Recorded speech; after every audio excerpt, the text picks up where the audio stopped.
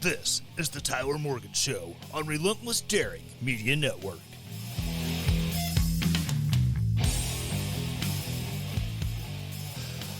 Welcome back to the land of bourbon and bad decisions. This is the Tyler Morgan Show, live on twitch.tv/Tyler Morgan Show.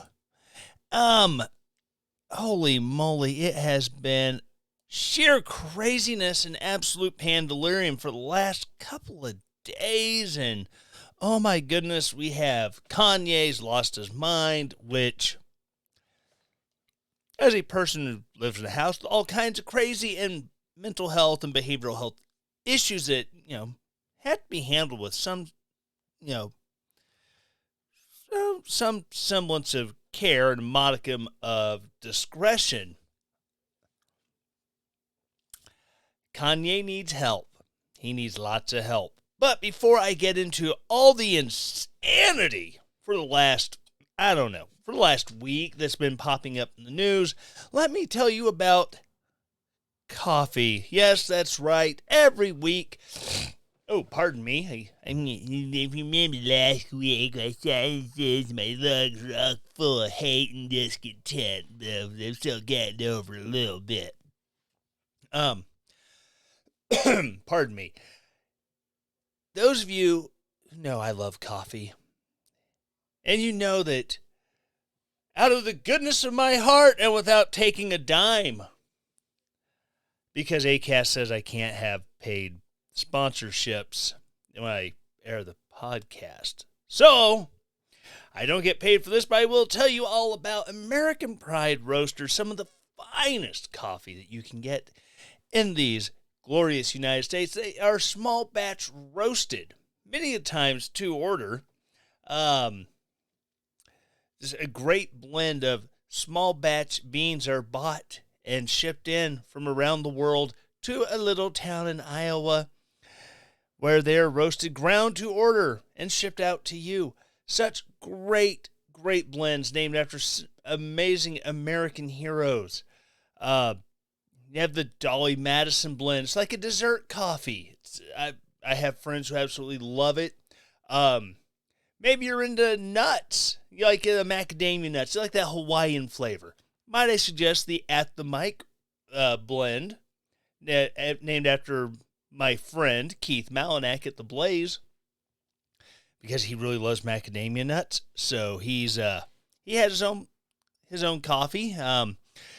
Maybe one day they'll make like a bourbon flavored coffee, for me. I don't know. That's up to Dave, but so many great flavors. I am a huge fan of the Frederick Douglass roast as well as the Teddy Roosevelt blend. But check them out. Every coffee has a great story behind it and about why that particular person was chosen to, have a blend named after them. So check it out, AmericanPrideRoasters.com. When you make your order, you'll see special instructions there to say, hey, I heard about it on the Tyler Morgan Show podcast. And just that way they know, hey, he's still talking about our stuff and he's sending folks our way. So American Pride Roasters, APRcoffee.com.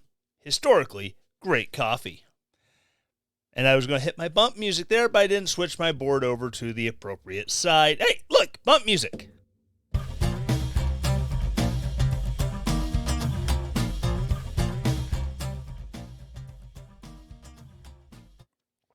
All right, so getting into the insanity, this week we were given from the gods of Twitter.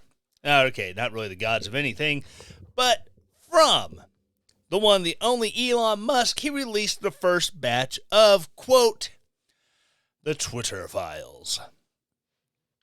And it has been absolutely insane. You want to talk about when does a conspiracy stop being a conspiracy and start being fact? Or when does a conspiracy theory become, you realize that, oh, this is just a teaser trailer for what's coming up. See, there has been talk and rumors of collusion between big tech and government and this, that, and the other for the last, I'm going to say 2 years because we're going to handle specifically dealing with COVID and obviously the 2020 election. And Cuddy Sark is a little spicy. But with all this been going on, talk of collusion, people trying to shut down accounts for whatever reason, the Hunter Biden laptop story, all this is, it's not a conspiracy. You're crazy. It is not like that. Well, I said Elon released the first batch of the Twitter documents, and there was a lot to go through. And when you're not a full-time journalist, you have to find someone who is and has the time to actually kind of digest it and break it down for you. Fortunately, reporter Matt Taibbi has done that. Now, Matt Taibbi, he's not always a 100% to the right. He's not always 100% to the left. He is a I call balls and strikes kind of journalist. If you don't like his reporting, it's probably because it cuts against whatever you believe. And oh my gosh, I lost my own ears. Oh, there we go. Oh man. But Matt has done a great job breaking this stuff down, and he went on an epic tweet thread yesterday, and I'm going to go through it, and I will censor because there is some stuff where he's drawing quotes from emails and just the way he sums some of the stuff up. It's a little salty for, the show that I try to keep at PG-13 because, reasons. Although it's a story I'm going to get to later today. It really pushes the boundaries of good taste and PG-13. But save that for later. All right, so Matt Taibbi writing yesterday, thread, the Twitter files. And it's in all caps, so I'm assuming he's writing it like this. What you're about to read is the first installment in a series based upon thousands of internal documents obtained by sources at Twitter. The Twitter files tell an incredible story from inside of one of the world's largest and most influential social media platforms. It is a Frankensteinian tale of human-built mechanism grown out of the control of its designer. Twitter, in its conception, was a brilliant tool for enabling instant mass communication, making a true real-time global conversation possible for the first time. In an early conception, Twitter more than lived up to its mission statement, giving people, quote, the power to create and share ideas and information instantly without barriers. End quote.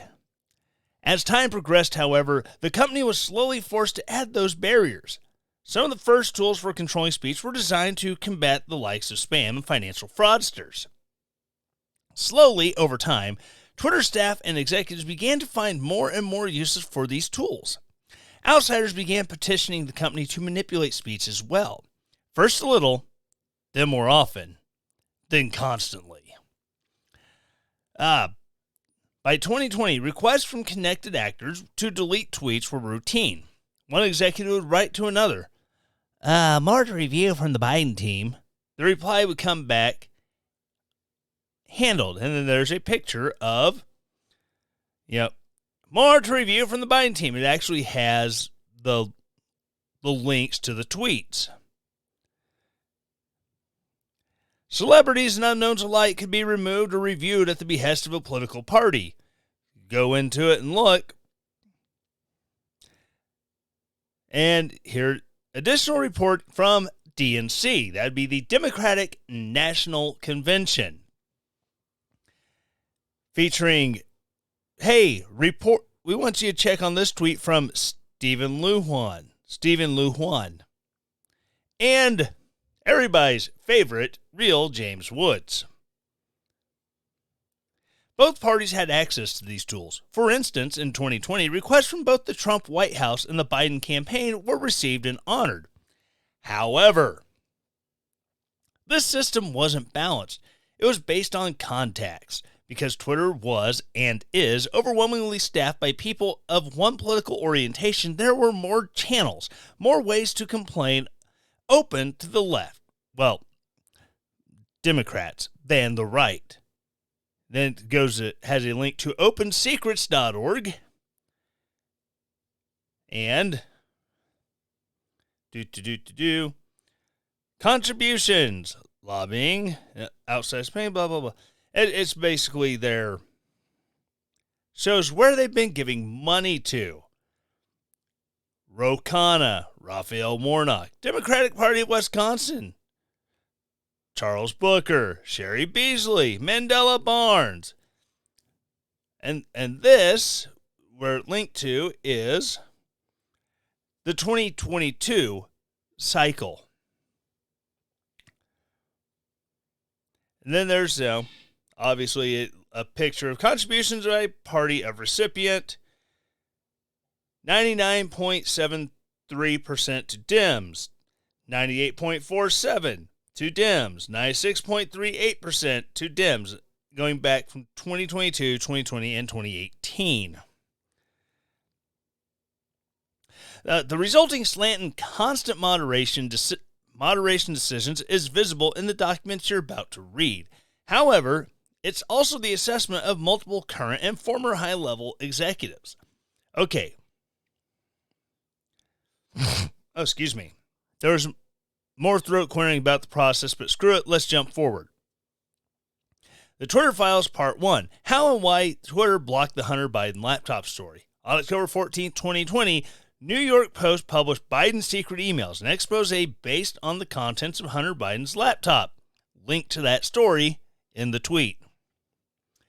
Twitter took extraordinary steps to suppress the story, removing links and posting warnings that it may be unsafe. They even blocked its transmission via direct message, a tool hitherto reserved for extreme cases, e.g., child pornography. White House spokeswoman Kayleigh McEnany was locked out of her account for tweeting about the story, prompting a furious letter from Trump campaign staffer Mike Hahn, who seethed, "At least pretend to care for the next 20 days. And this is the email that was received by Twitter from Mike Hahn. Kayleigh McEnany, at Kayleigh McEnany, has been locked out from her account for simply talking about the New York Post story. All she did was cite the story in first-hand reporting that has been reported by other outlets and not disputed by the Biden campaign.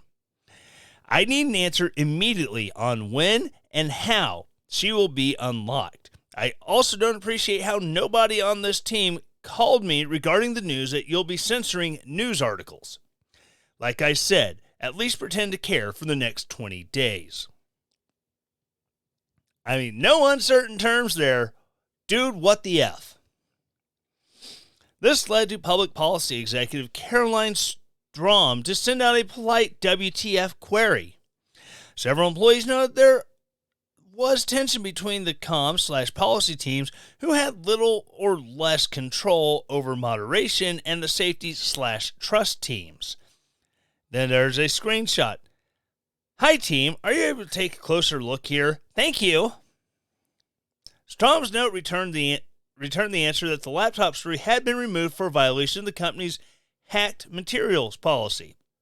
And it goes into the Wayback Machine on this link. My internet's slow. I don't know how I'm streaming because my phone is slower than crap. And then it has goes to the Twitter policy from back then. Hi, Caroline. Thanks for reaching out to us. Per checking, the user was bounced by site integrity for violating the hacked materials policy. Adding them here for further insights and guidance. Thanks, Elaine Ong Sato, Ops Analyst, Global Escalations Team. Although several sources recalled hearing about a general warning from federal law enforcement about that summer about possible foreign hacks, there's no evidence that I've seen of any government involvement in the laptop story. In fact, that might have been the problem. The decision was made at the highest levels of the company, but without the knowledge of CEO Jack Dorsey, with former head of legal policy and trust, Vijaya Gadde, playing a key role. Quote, "They just freelanced it," end quote, is how one former employee characterized the decision. Hacking was the excuse, but within a few hours, pretty much everyone realized that wasn't going to hold, but no one had the guts to reverse it. You can see the confusion in the following lengthy exchange, which ends up including Gadde and former Trust and Safety Chief Yoel Roth. Comms official Trenton Kennedy writes, "I'm struggling to understand the policy basis for marking this as unsafe."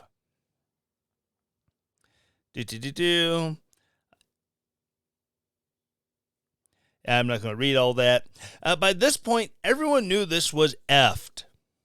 One former employee, but the response was essentially to err on the side of continuing to err. Former VP of Global Comms Brandon Borman asked, "Can we truthfully claim this is part of the policy?" To which former Deputy General Counsel Jim Baker again seemed to advise staying the non-course because caution is warranted. And this is the full a paragraph from that email. "New, privileged, and confidential. I support the conclusion that we need more facts to assess whether the materials were hacked. At this stage, however, it is reasonable for us to assume they may have been, and that caution is warranted. There are some facts that indicate that the materials have been hacked, while there are others indicating that the computer was either abandoned and or the owner consented to allow the repair shop to access it for at least some purposes. We simply need more information." Right. A fundamental problem with tech companies and consent and moderation. Many people in charge of speech know and care little about speech and have to be told the basics by outsiders. To wit, I love it. He has the phrase "to wit." In one humor exchange on day one, Democratic Congressman Ro Khanna reaches out to Gadde to gently suggest she hop on the phone to talk about the backlash re-speech. Khanna was the only Democratic official I could find in the files who expressed concerns. Ro Khanna,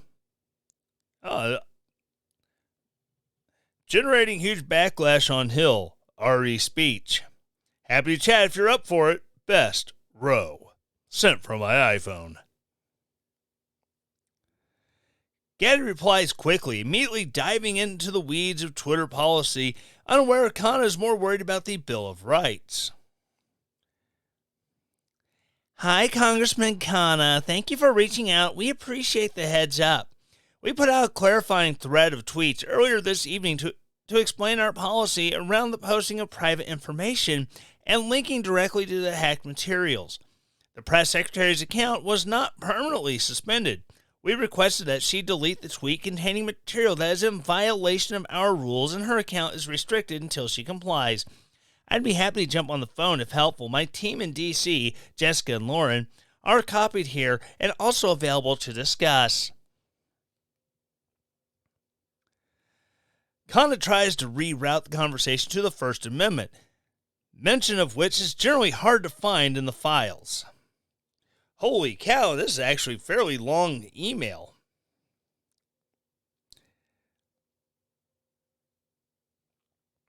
"Hope you're well, Vijaya. But this seems a violation of the First Amendment principles.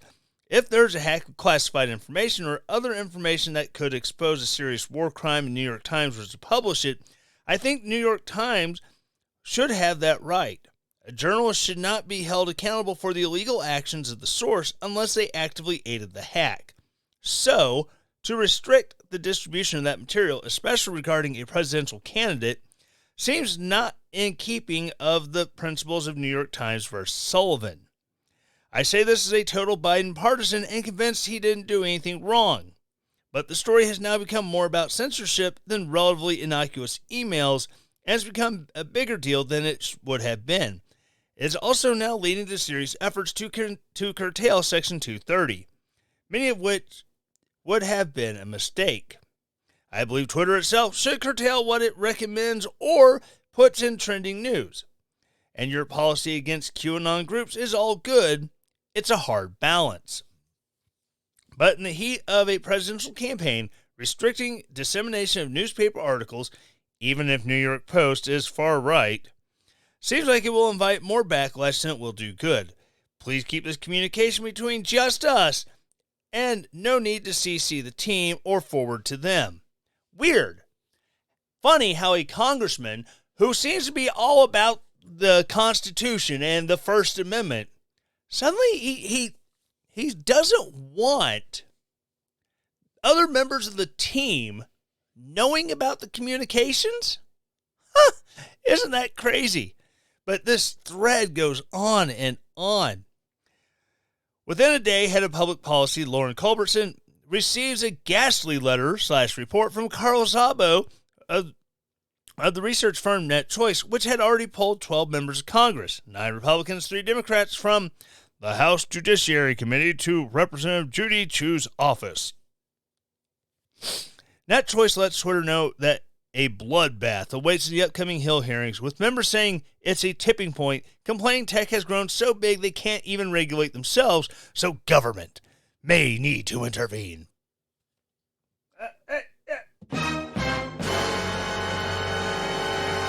I mean, this is absolute insanity. And for the last 2 years, if you mentioned anything about it, oh my gosh, it's a conspiracy theory. Oh. And yet, as this comes out, and this is just happened to deal with, the Hunter Biden story. What other stuff, like, say, I don't know, COVID. That's what I really am looking forward to. Because, speaking of COVID, you want to talk about more conspiracy stuff? We all know, we all saw, if you said on social media, you just need more vitamin D. Take more vitamin D. You could get slapped down in a heartbeat. Even though new study found 80% of COVID-19 patients were vitamin D deficient. This article is from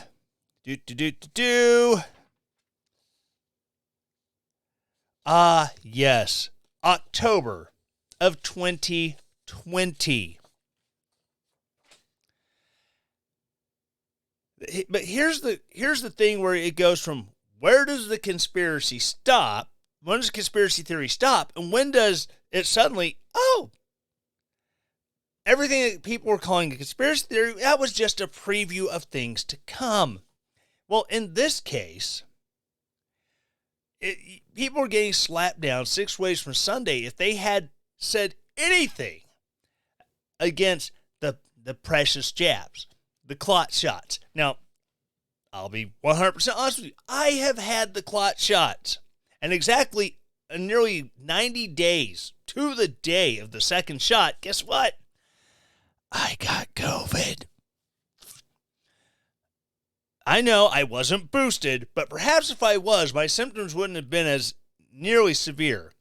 Not that my symptoms kept me from going and sitting in my truck by myself at work and doing my best to avoid human contact. I mean, the absolute gall of government trying to restrict speech to the point where, now I'm not saying it was the FTC's idea. I'm not saying that Congress just came up with it out of the blue. I'm not saying the CEO, the chief horse doctor in charge of Pfizer, or the head honchos at Moderna, or Anthony Fauci, or Deborah Birx, or anyone else heavily lobbied Congress to make an amendment to the Federal Trade Commission Act, which would allow the Federal Trade Commission to go after anyone who would be advertising any kind of over-the-counter remedies, herbal remedies that they said would be good for the treatment or prevention of COVID-19. Like I said, in October of 2020, I tossed the paper in the floor, and this is from Healthline. This is medical reporting from Healthline. See that? Now study found 80% COVID. So, in 2020, we were finding out, 80% of these people who are dying are low on vitamin D. So it would make sense, well, if they're low on vitamin D, maybe if we take more vitamin D, it'll help out. Fast forward to 2021, just a few short months after this article, a chiropractor in St. Louis, Missouri starts, he sells his own lines of zinc, which had already been, people started saying that, hey, if you take zinc, it's kind of like the cold. You take zinc early, it knocks the crap out, you get better faster. And then, so he's selling supplements that are zinc and vitamin D and advertising that it is advertising that it says as effective as the vaccination at preventing COVID and it helps with the treatment of COVID. Nothing extraordinary. However, because of the extraordinary efforts made by those to protect, I don't want to say that because that would be a conspiracy theory, but with the alterations made to the Federal Trade Commission Act, now not only could the FTC come and swat you around and go, hey, can't say that. They can fine you. They can monetarily punish you for having the audacity to say, hey, we believe that these vitamin D pills will be better at preventing you from getting COVID than the poison shot. Again, I've had the poison shot, so I got duped.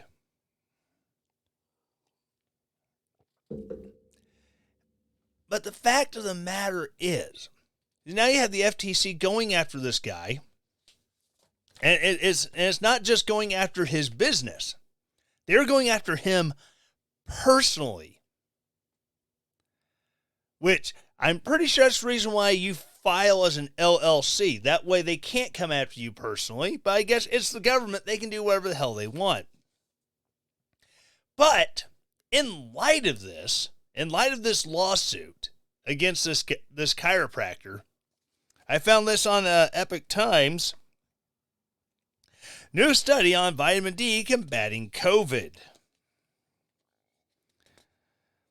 All right, want a simple, low-cost way to help protect you from COVID infection, hospitalization, and death without getting a jab? This new large-scale study with not 8 mice like the jab, not 8 mice, 220,265 patients confirms it works and has no side effects, even though it was written off as methamphetamine during the pandemic. Story at a glance. Researchers from Johns Hopkins University, keep in mind, Johns Hopkins is the poster child of progressive medical schools. Johns Hopkins is what Woodrow Wilson wanted Princeton to be. If that tells you anything about how freaking progressive Johns Hopkins is. The University of Chicago, again, not exactly a bastion of right-wing educational, intellectual intelligentsia.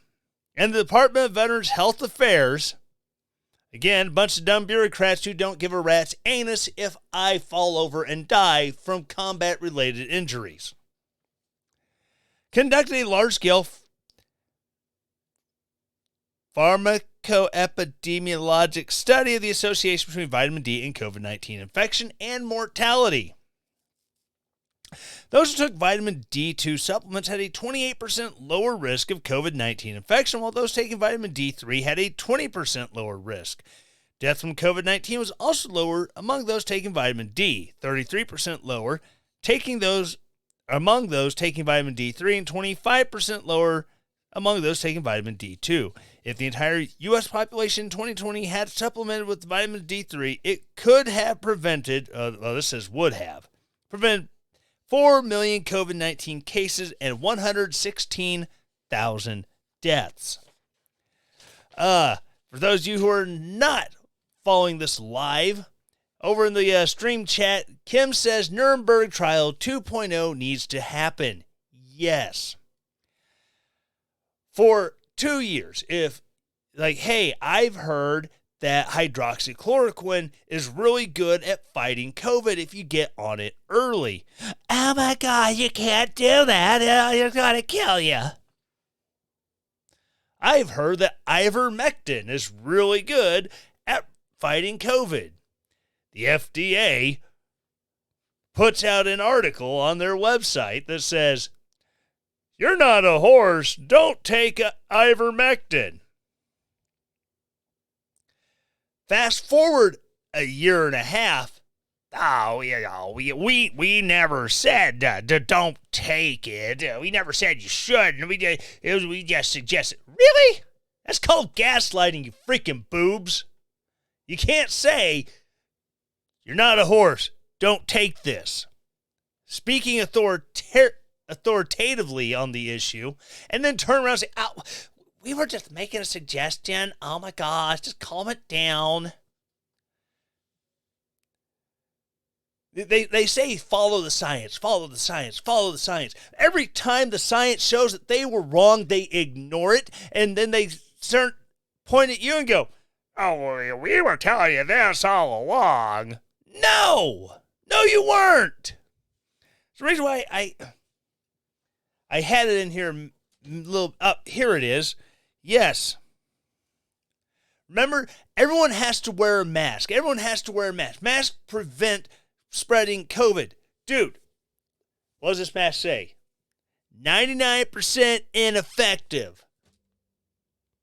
You can get yours at relentlessdaring.com/shop. The fact of the matter is, we have been lied to, we have been pushed around, we've been kicked around, we have been called conspiracy theorists because our own government would rather see us die than admit that they were wrong. Which, oddly enough, that seems to be the story with many, many, many governments throughout human history. They would rather you die than admit they were wrong. Such as Robert Mugabe taking over farms and turning control of said farms in Zimbabwe over to political cronies. Then there's a famine where millions of people die because the government won't admit, maybe kicking these white farmers who know what they're doing off the land to give it to a political hacks is a great idea. Maybe we should have left them in charge. Weird. Or when Mao implemented his 5-year plan and 6 million Chinese starved to death over his brilliant reimagining of agriculture. And then he doubled down. Or how about the Holodomor, where on top of, just taking, Stalin taking the food from the Ukrainians, he had them working the soil in such a way where crops could not grow well, and the dirt just eroded away, causing, wait for it, mass famines and starvations. This goes on and on because your government hates you. The only thing that you are to the government is a source for a paycheck because they take your income and then say, "You know what? Go screw yourself."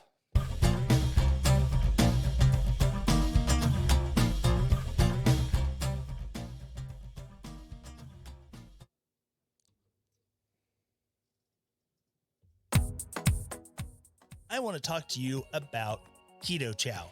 Keto Chow is a small company out of Utah that uses the absolute best ingredients to make the absolute best weight loss products available on the market. Their first goal is flavor. Who wants to drink something as a meal replacer that tastes like crap?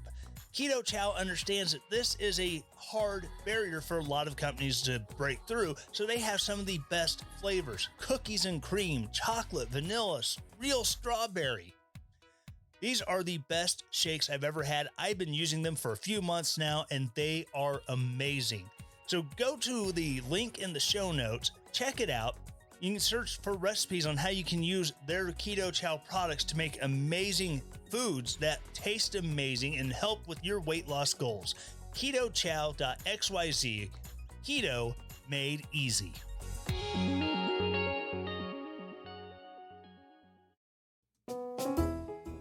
Drizzly is the leading home alcohol delivery service available. Imagine being able to sit at home and pull up your smartphone and browse your favorite wine, beer, spirits, and then have it delivered to your home in as little as 1 hour. Go to drizzly.com or check out the link in the show notes and start shopping today. Not available in all areas. Please drink responsibly. Drizzly.com.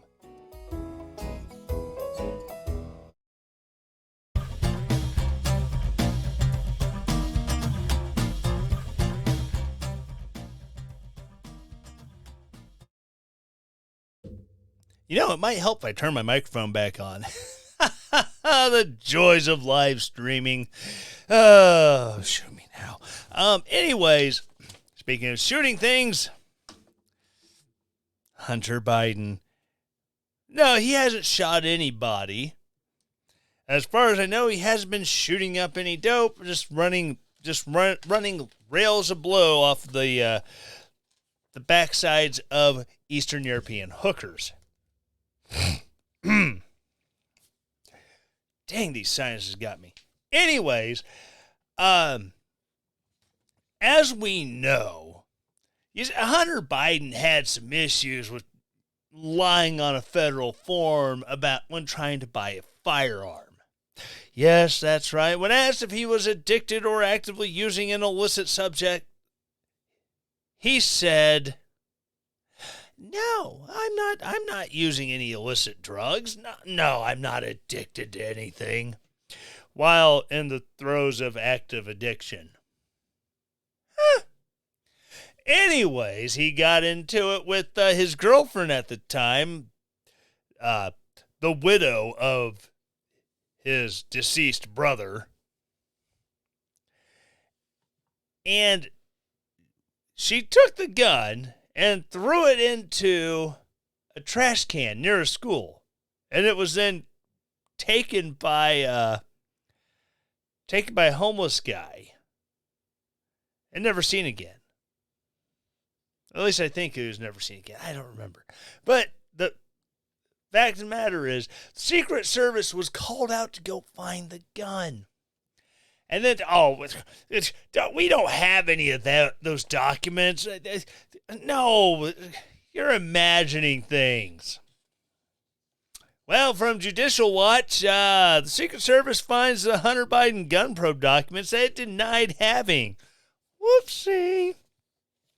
Secret Service has found hundreds of documents it previously denied having in relation to the probe into Hunter Biden's alleged gun violations, conservative watchdog Judicial Watch revealed on Thursday. Judicial Watch has been investigating if the Secret Service protected Hunter from scrutiny after the president's son revealed in a 2019 text message the FBI got involved in the case of a missing firearm tossed in a Delaware dumpster by Hunter's former sister-in-law turned lover. Jerry Springer called. He wants his plot lines back. Nobody was charged with wrongdoing, according to reports. Oh, boy. Text messages purportedly from Hunter reveal what appears to be a contradiction in an official Secret Service statement, which claims the agency, quote, had no involvement, end quote, in an alleged case involving Hallie Biden finding a gun inside Hunter Biden's pickup and tossing it and a trash can behind the grocery store where they frequently shopped. Yet Hunter's text messages say the police, the FBI, the Secret Service came on the scene. The gun store owner who sold the weapon to Hunter reportedly refused to supply the paperwork to the Secret Service when they allegedly sought to retrieve it at the time of the incident, suspecting the agency's officers would keep the documents away from scrutiny. Hunter has also allegedly made false statements on a gun purchase background check, ATF Form 4473, conveying false information to the ATF Form 4473 carries a fine up to $250,000 and up to 10 years in prison. Judicial Watch has sued the Secret Service for all documents related to the firearm owned by Hunter. Conservative watchdog has accused the agency of repeatedly changing its position on its possession of inflation related to...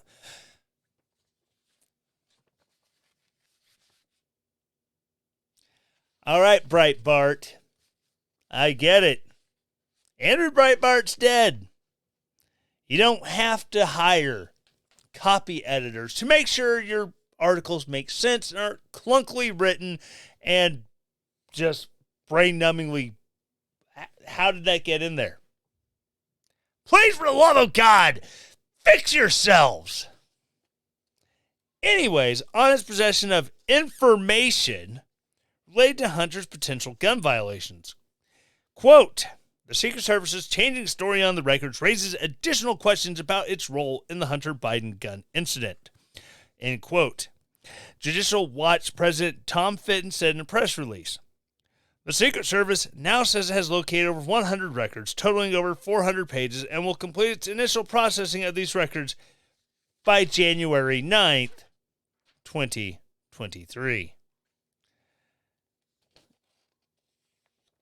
It's asinine. I get it. The Secret Service has a job to do.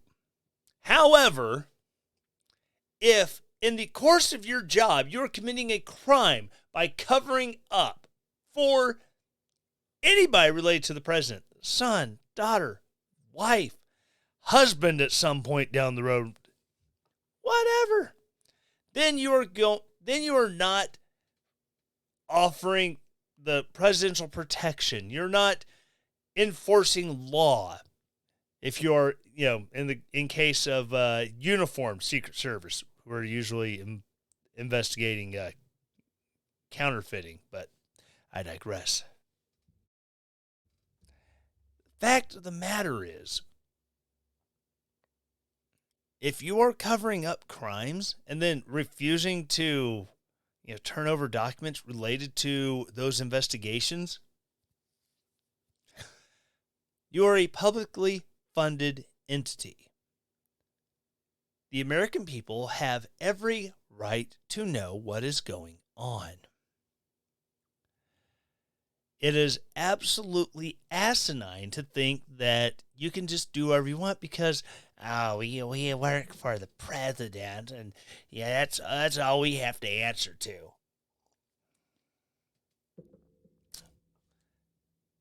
Insanity. All right, speaking of the insanity,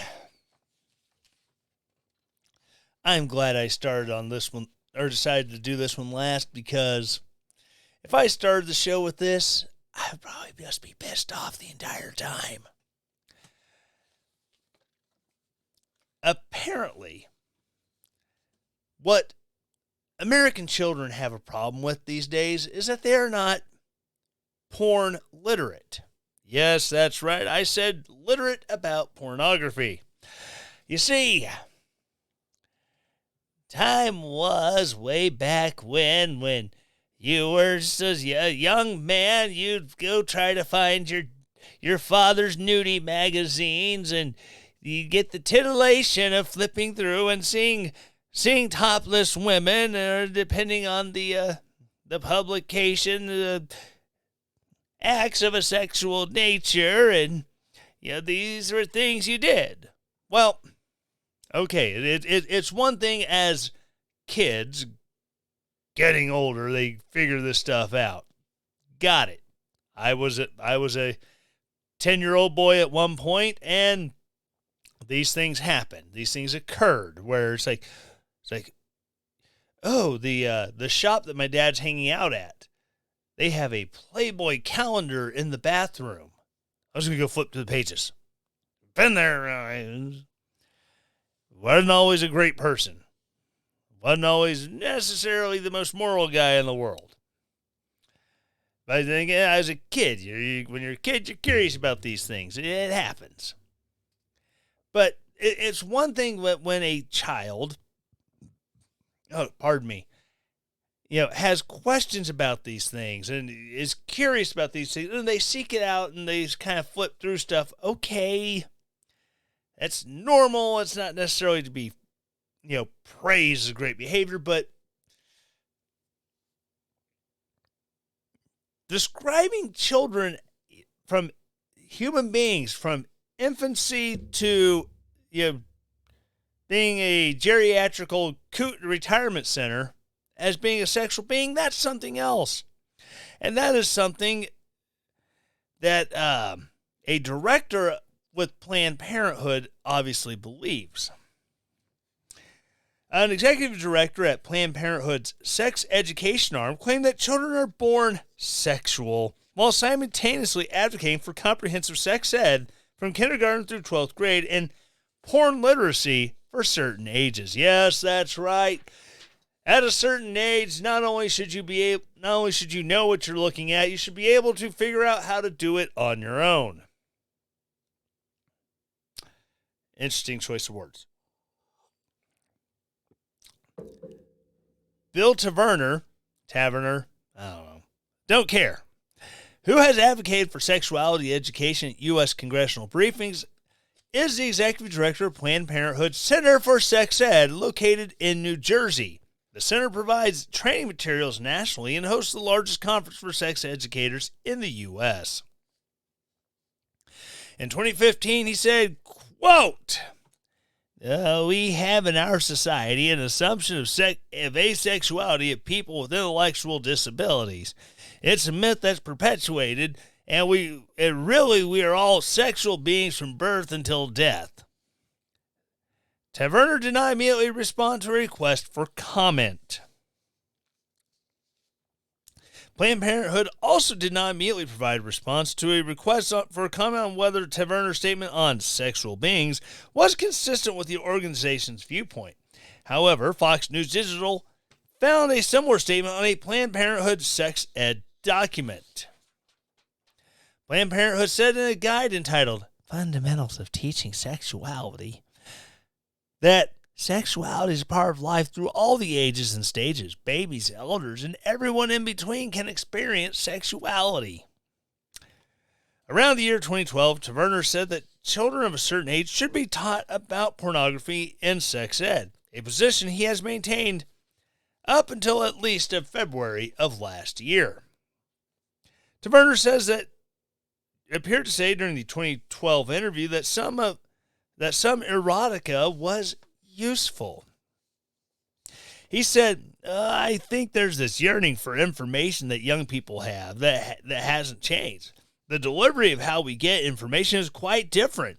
I think the internet is a major influence on how people learn about sexuality. There's access to erotica, pornography. That's very different for young people 30 years ago. It's certainly not as accessible, certainly not as instantaneous.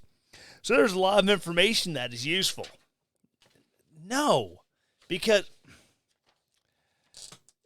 the thing with pornography, with what you see in a porn video, it's a performance. The majority of women who have their boyfriend go full porn star on them do not enjoy it. What you see in the video is a lie. It produces expectations for sex that will never be met. Women will do things and degrade themselves in these videos in ways that you think you will grow to think is natural, that this is part of This is part of sex. In all actuality, it's not. So the idea that you should show porn to teenagers is great. Is a horrible idea. As much as some of the preaching and wokeness and bullcrap that goes on TV shows, this is one thing I will say that one of these shows has gotten right. We watch Grey's Anatomy. I will own that. I kind of enjoy it, minus the woke preaching. But there's an episode in this season where they're trying to, going on the Roe versus Wade got overturned. Oh my God, it's the end of the world storyline, where they're trying to do videos teaching teenagers, sex ed related stuff. And they're trying to be cool and hip and all this. And one of the teenagers talks about wanting to, be able to do it like a porn star.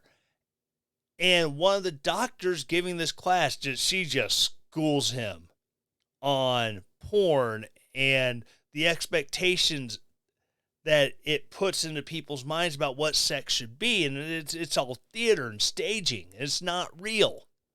It's like, oh my God, in the midst of all this, oh my God, we're in Seattle in the state of Washington, where if you want to shoot your baby in the face after it's born, you can. And we're going to lose our abortion rights. In the midst of all of that, they did something right on what porn actually does to society, or not necessarily to society, but to the individual. They got it right. I was so happy with it. I was thrilled. But the idea that you need to incorporate it into sex ed, other than to say, hey, you're going to come across this. It's 2022. Everyone's got a smartphone, and all you got to do is if you type in a Google search and hit a few clickety-clicks here and there, boom, you got it. But keep in mind, it's there for you to watch, for you to fap away, and call it a day. There is nothing in those videos that a woman really wants you to do. It's degrading to her. It is degrading to the men who participate. It is pure degradation at its finest. Unfortunately,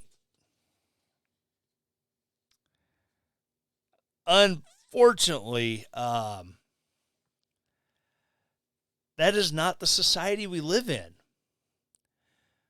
We talk about all the time about, the groomers on TikTok. And, I talked last week about how the growing body of evidence is that transgenderism is a social contagion. I highly recommend you go check out Glenn Beck's most recent long-form interview that he did. I don't have her name, but at the age of 11, she got a smartphone. By the age of 12, she was identifying as trans. By the time she was 16, she had already been on, the puberty blockers, cross-sex hormone therapy, had a double mastectomy, had her breasts removed. Then by the time she was 18, she was suicidal because, oh my God, what did I do to myself? I am not this. I am a young woman. All because she got a smartphone and she had teachers that wouldn't stand up for her. That immediately just, oh, well, okay, that's how you want to be. She had medical professionals, psychiatrists, psychologists who would not go, okay, let's talk this out. Is there anything else going on in your life? And this is something I said for a long time. A lot of this is in the brain. A lot of it's in the psyche and how you process. The majority of trans people have other mental health issues, not just the gender dysmorphia. Gender dysphoria, excuse me. And this poor young woman was taken advantage of and abused by the very medical system that if her parents had just been pushing you're sick, you're sick, you're sick, it would have been considered abuse. Unfortunately, the medical professionals were the abusers. And we see this all the time. We see teachers, I'm a safe person. Just scan this QR code. And the QR code takes kids with their cell phones to porn sites.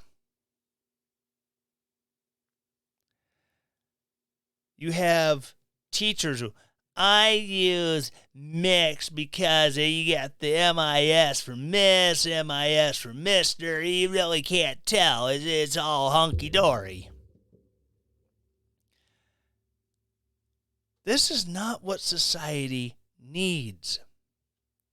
Society needs compassionate people who are willing to go out and show that they care for these kids.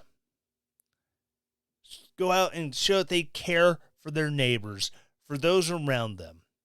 Whether they're different than them, whether they are the same, it doesn't matter. But at the same time, have enough love and respect for their neighbors that they will tell them the truth. That if they're wrong, they will tell them. That if they are wrong, they will correct them. They will rebuke them in a firm but loving manner to keep this society whole.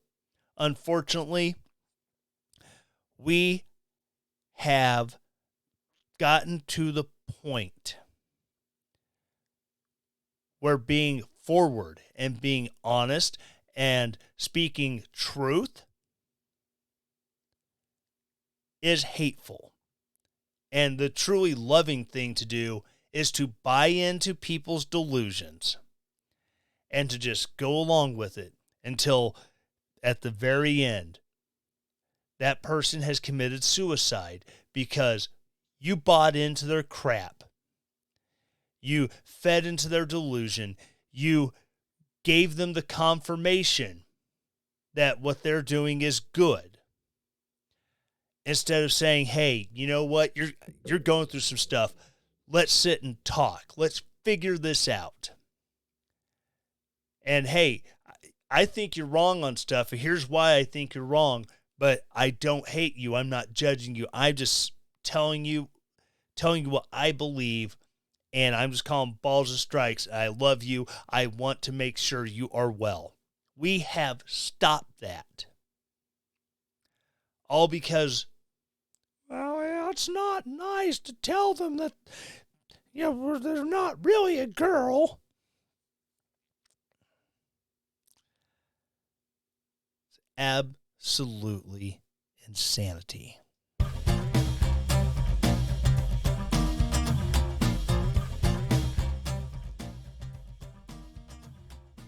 All right, so now that I'm done on that depressing track, before I go into my final spiel about, subscribe and all that stuff, I have to say, congratulations are in order to my nephew and his wife on the birth of their first daughter. Ellie came into the world earlier this evening. She's a little early, but Mama has diabetes. She's had juvenile diabetes. She's grown up with her whole life. There's no,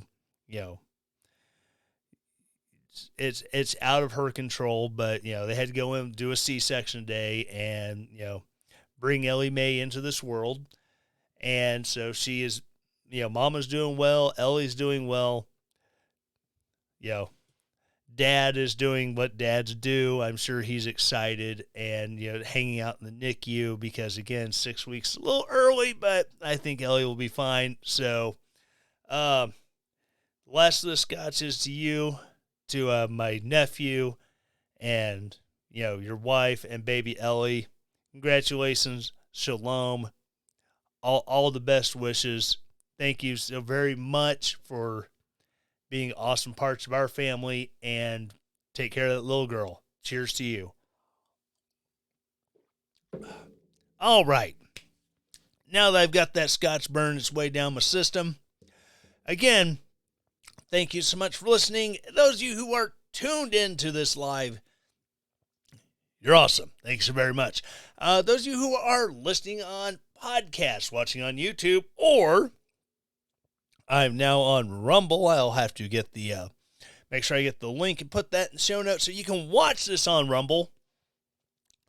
Thank you so very much for watching, listening, everything else. Make sure you subscribe. If you're watching this on YouTube, hit that subscribe button. On Rumble, I think there's a subscribe button there. Hit that thing. Podcast, subscribe, blah, blah, blah, blah. That's the same 4 things I ask every week. Number 1, please subscribe, like I just said. Number 2, please rate the show 5 stars. I'll accept 4. 3 and below, we need to have a conversation. Find me on Twitter at FakeTylerMorgan. And just, my DMs are open. Just be like, hey, man, I want to rate you a 2. Here's why. It's cool. I'll accept your criticism, your critiques. Maybe you just hate my politics. I really don't care. But, glad to have the interaction. Once you have rated it, please write a nice review. I mean, don't get crazy with it. Just, embellish a little if you need to. But like I said, just say you like the show. That easy. After you have done that, please share this episode. Send this episode to a friend. Send this episode to someone who you think will absolutely hate this. I'm good either way. I'm easy.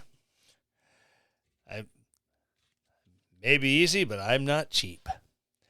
But anyways, thank you so very much. Again, relentlessdaring.com/shop. Check out the merch. I've been trying to get stuff done with new merch, but let me tell you, when you work like 60 hours a week, it's kind of hard. Again, check out what I've got there. Here in a couple weeks, I will be done for the year. So I will probably the 17th will be the last show of this year. And I'll come back after New Year's, locked, cocked, ready to rock. Be standing by. Again, thank you for making 2022 so freaking awesome. You're great. Love you all. And as always, stay relentless. The Tyler Morgan Show is a Relentless Daring media production. The Tyler Morgan Show is supported by its listeners. To support the show, go to ko-fi.com/Tyler Morgan Show to donate there, or relentlessdaring.com and hit the donate button at the top of the page to set up your donation. All music used in the Tyler Morgan Show is used with permission from purpleplanet.com, link in the show notes. 2 Timothy 1:7.